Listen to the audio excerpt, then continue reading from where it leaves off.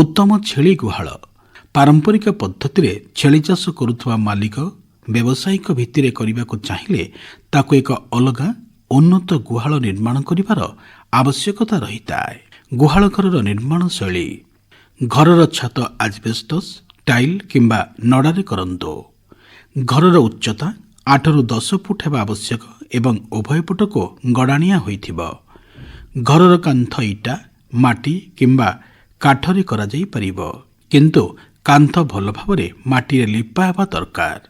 उत्तर पश्चिम कांथ पूरा एवं दक्षिण पूर्व कांथ अधा उठा जिबा दरकार। गोटिए छेली रहिबा पई सर्वनिम्न 6 वर्ग फुट जागा रहिबा दरकार।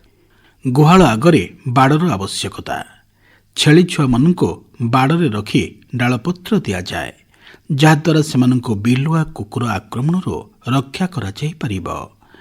प्रतिदिन छेली माननको गुहालरू बाहर करी एही बाड़रे रखाजिबो, जहाद्वारा गुहाल अधिक अपरिष्कार हेबो नाही। बाड़ मध्यरे छेली माननको अति कम समय टीकाकरण एवं कृमिनाशक उपचार करा जाई परिबो। बाड़र गोटिए कोणरे सिमेंट कुंडरे सफा पानीर बंदोबस्त। गुहालरे मंचर आवश्यकता। गुहालरे भाड़ी बा मंचाटी चट्टाण ठारू 2.5 ରୁ 3 फुट बा 2.5 फुट ରୁ 3 फुट भितर रहिबा वांछनीय, जेपरि गुहाल भितर पशि जणे चट्टाण को परिष्कार करि परिबो।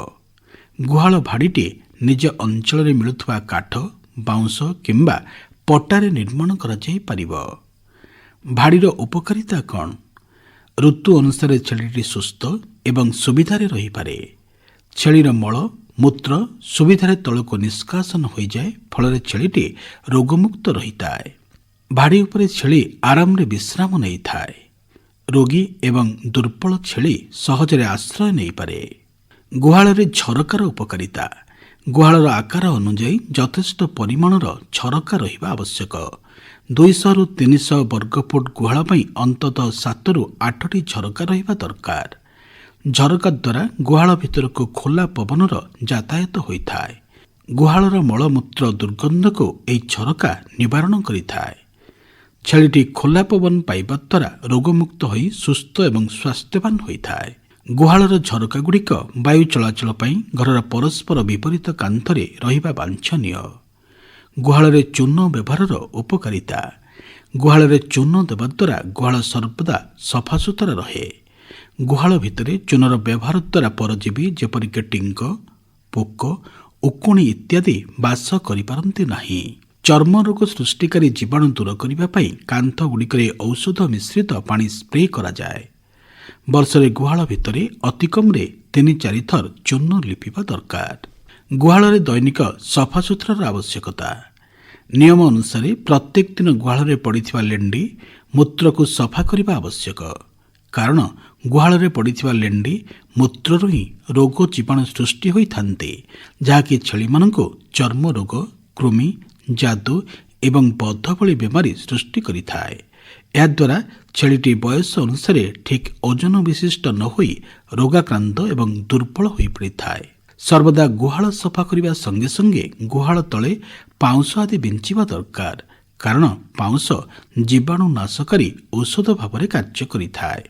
साधारण भावरे वैज्ञानिक स्वास्थ्यगत एवं व्यावसायिक दृष्टिकोण विचार करी छेली गुहाल को 2 भागरे विभक्त करा जाए। 45 वर्ग फुट एक गुहाल रे 3ଟି माई छेली एवं 6 गोटी अन्यान्य छेली रहिबा पई सर्वाधिक 34,000 टंकार खर्च अटकल करा जाइथिबा बेले 5 गोटी माई छेली एवं 10ଟି अन्यान्य छेली रहिबा पई 97 वर्ग फुट एक गुहाल निर्माण करी सेथिरे सर्वाधिक 43,000 टंका खर्च करा जाई परिबो।